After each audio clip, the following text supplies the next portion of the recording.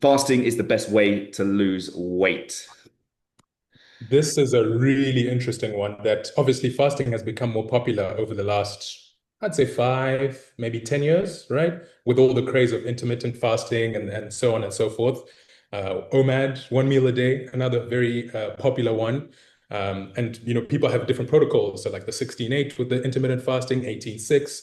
And you actually hear of some people that do like a 2 or 3 day fast every so often, right? These are the sorts of trends that are coming in. Wellness retreats as well. I know several people that enjoy going to some of these wellness retreats that promote long-term fasting for health, right? And then obviously things like misinterpreting hormonal responses during fasting, things like insulin, that people really don't understand how these mechanisms work. And so fasting becomes, oh yeah, insulin spikes my blood sugar. This is not great. Therefore, I need to fast to keep insulin down. You hear some of these things from people. So it's really interesting how some of these trends have continued as a result. Now, why is this a myth?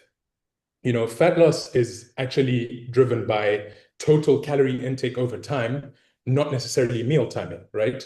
I've personally uh, played around with intermittent fasting and did it for about a year, maybe a year and a half. And it was very interesting that I found that because I was only eating in an 8 hour window, I was stuffing my face. I was constantly stuffed within that 8 hour window.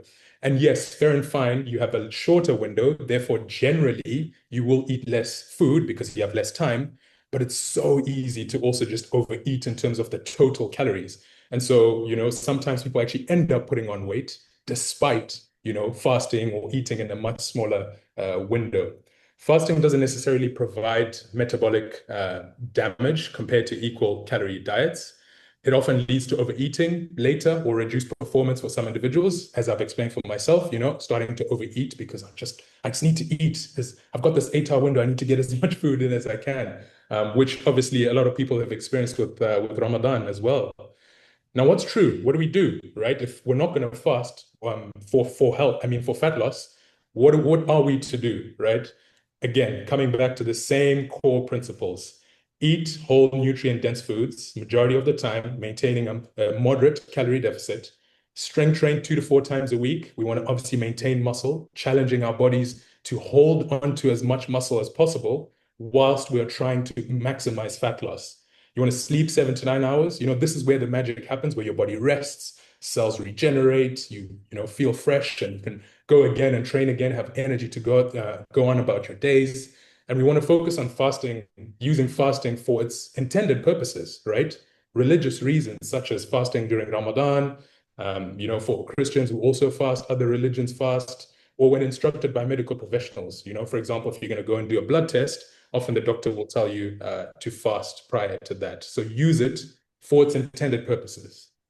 Yeah, I think it's quite funny here because I've used it in a way in the past as well. I didn't really call it fasting. I just called it delaying my first meal, right? Because I was, when I was trying to cut and get sort of as lean as I could for a photo shoot many years ago, it was like I like feeling full. I hate feeling hungry. So I would find that if I ate at around sort of 1 o'clock, have breakfast 1 o'clock, 12 o'clock maybe in the afternoon, then I could, unlike Marvin liked, I could feel full for the afternoon into the evening and not go to bed hungry, right? But I would say this is something that you could look at if you are on it with your nutrition and your timings and all this kind of stuff, right? Because if you are pushing back your first meal to later in the day, then you ideally need to be aware of how you're getting your protein in, right? So even though I was pushing it back from like 12 or 1 till 10 at night, I was still getting my, what was it, 200, 220 grams of protein a day. That was a given. But if you're someone who maybe has your first meal and then only has a meal later on before bed, and you're only getting like 50 grams of protein, then actually it's going to really not serve you in the long run as well. And I think, like Abdullah said here, he tried the OMAD in the past, and he said it was futile torture, no added benefit from what he's experiencing this now. So it's a tactic, and it can work for some people from just reducing the amount of consumption. But as humans, I think we always find ways to like cheat the system in a Compensate. way. Yeah.